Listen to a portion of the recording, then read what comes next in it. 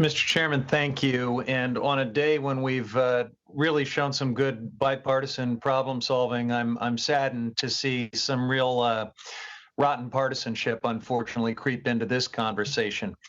The truth is, before these terrible fire years in the West, there was a pre-existing agenda to do a whole bunch of massive backcountry logging with new roads and to gut the environmental protections that are on the books. And unfortunately, we're seeing some folks use recent tragedies as an excuse to dust off that pre-existing agenda and pretend that we can go into the backcountry and log our way to fire resilience. You can't.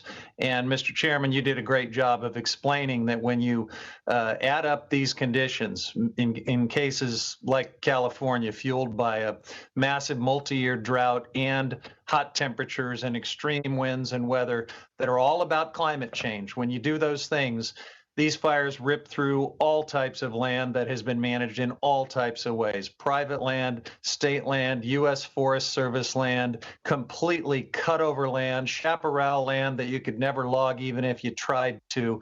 So let's just stop the pretextual game of pretending that we're going to somehow gut the environmental laws and log our way to fire safety. That's not the answer to this situation.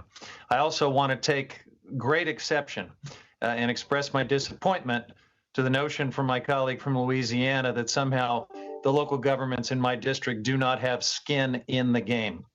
Let me tell you, my district and every county and city that I represent is struggling right now because this pandemic has ripped through our communities and the economies of our communities, and that's because there's been a complete failure of national leadership.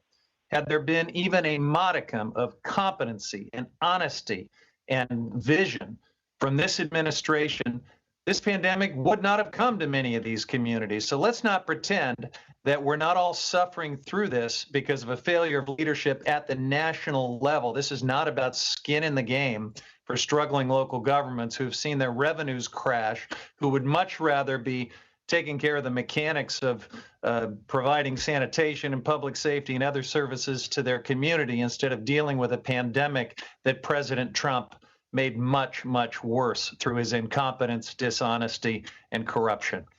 Finally, with respect to these wildfires, Mr. Chairman, I think it's just deeply disappointing that when we have been there for other communities around the country that have been ravaged by natural disaster, there's a suggestion that somehow now is the time to start caring about deficits and process and invoking this skin in the game nonsense. Our communities are reeling.